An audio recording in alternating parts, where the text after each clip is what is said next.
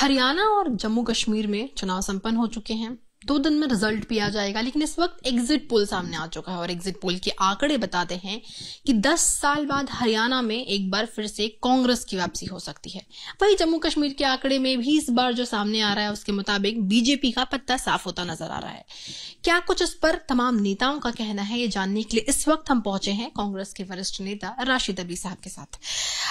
Sir, 2 दिन में ऐसे तो रिजल्ट जो है जनता ने क्या चुना है वो सामने आ जाएगा, लेकिन फिलहाल जो तस्वीरें हैं, जो एग्जिट पोल है उसके मुताबिक हरियाणा में 10 साल से बीजेपी की सरकार है, लेकिन इस बार बीजेपी का पत्ता साफ होता नजर आ रहा है, कटता नजर आ रहा है। कांग्रेस को काफी बढ़त मिल रही है। क्या कहेंगे इस पर आप? देखिए, हरियाणा के अंदर भारतीय जनता पार्टी की सरकार ने कोई काम नहीं किया, न विकास किया, न जनता की समस्याओं का समाधान किया। भारतीय जनता पार्टी जहां जहां सरकार में आती है वहां भी धर्म की राजनीति करती है, समाज को तोड़ने का काम करती है, हिंदू मुसलमान करती है, जाट नॉन जाट करती है। यही कारण है कि हरियाणा के अंदर कांग्रेस पार्टी की आंधी थी। मैं एग्जिट पोल पे यकीन नहीं करता हूं, लेकिन हरियाणा के अंदर अगर कांग्रेस पार्टी की सीटें 70 या उससे भी ज्यादा आ जाएं तो मुझे कोई ताज्जुब नहीं होगा। कश्मीर के अंदर भी यही हाल है।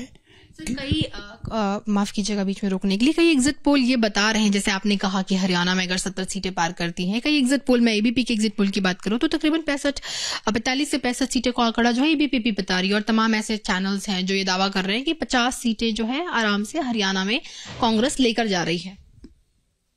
आप ठीक कह रही हैं, मैं आपके एग्जिट पोल की इज्जत करता हूं, एहतराम करता हूं, लेकिन हरियाणा के अंदर जो माहौल था, जनता भारतीय जनता पार्टी के इस कदर खिलाफ है। वो कितना ही जाट नॉन जाट करे, वहां की हर बिरादरी कांग्रेस पार्टी के साथ खड़ी है। और जहां तक कश्मीर का ताल्लुक है, ये बहुत अहम सवाल है। कश्मीर में 65% से ज्यादा लोगों ने वोट दिया है। ये कोई मामूली वाकया नहीं है। आर्टिकल 370 खत्म होने के बाद भारतीय जनता पार्टी दावा करती थी, बड़ा कदम उठाया है, लेकिन मैं बार बार कहता था, आपने कश्मीर के लोगों को कॉन्फिडेंस में नहीं लिया। आपने 8 लाख फौज लगाई, आपने कश्मीर के सारे बड़े नेताओं को, हद ये है उस मुख्यमंत्री को जिसके साथ आपने सरकार बनाई, महबूबा मुफ्ती को जेल में डाल दिया।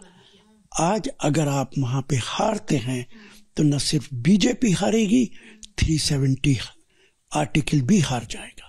जैसे आप कश्मीर की ही बात कर रहे हैं, तो कश्मीर के जो आंकड़े बता रहे हैं उसके मुताबिक एनसी काफी आगे है, कांग्रेस जो गठबंधन है वो अच्छा प्रदर्शन कर रही है, और बीजेपी काफी नीचे, कम सीटों पे बीजेपी का इस बार वहां पर जो एग्जिट पोल के जो है वो दावे। तो आपको क्या लगता है कि तमाम आर्टिकल 370 हो या फिर कश्मीर के रोजगार की बात हो या फिर विकास की बात, ये तमाम दावे जो बीजेपी करते आ रही थी वो इस वक्त काम नहीं कर पाए इस चुनाव में? निश्चित तौर से अमित शाह जी लगातार कहते थे, प्रधानमंत्री कहते थे, आतंक खत्म कर दिया गया है। आर्टिकल 370 बड़ा ऑब्स्टिकल था, बड़ा रोड़ा था, हमने उसको हटा दिया है। आज तीसरे दिन खबर आती है कि हमारे फौजी शहीद हो रहे हैं, तीसरे दिन खबर आती है कि वहां पे आतंकी हमला हो गया। आप फिर पाकिस्तान को जिम्मेदार ठहराते हैं। तो क्या सरहद पे हमारी फौज नहीं लगी है? वो पाकिस्तानी हमारे घर में आ कैसे रहे? और अगर आ रहे हैं तो उसके लिए जिम्मेदार कौन है? निश्चित तौर से चौकीदार जिम्मेदार है, भारत सरकार, प्रधानमंत्री जिम्मेदार हैं। तो आप तो पूरे देश को तबाह करना चाहते हैं। कश्मीर के अंदर भी आपने लेफ्टिनेंट गवर्नर उस आदमी को बनाया जो कहता है महात्मा गांधी तो वकील ही नहीं थे, उन्होंने वकालत ही नहीं बढ़ी थी। उन लोगों के हाथों में सत्ता आ गई है जो ना संविधान की इज्जत करते हैं, ना महात्मा गांधी की इज्जत करते हैं, ना लोकतंत्र की इज्जत करते हैं, और उसका नतीजा इनको अब भुगतना पड़ेगा। बीजेपी के तमाम जो बड़े नेता हैं वो ये दावा कर रहे हैं कि एग्जिट पोल सही नहीं है और दोनों ही राज्यों में बीजेपी भारी बहुमत से सरकार बनाएगी। देखिए, मुझे ईवीएम पे कोई भरोसा नहीं है, और ये बात मैं आपसे पहली बार नहीं कह रहा।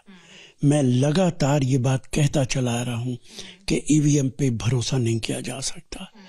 अगर लबनान के अंदर पेजर के जरिए लोगों को मारा जा सकता है, वॉकी टॉकी के जरिए हजारों किलोमीटर दूर बैठ के मारा जा सकता है, तो ईवीएम की तो कोई औकात ही नहीं है। और भारत सरकार का, खासतौर से प्रधानमंत्री का, इस्राइल से बहुत गहरा रिश्ता है और ये सारे काम इस्राइल करता है, इसलिए मुझे ईवीएम पे कोई भरोसा नहीं है।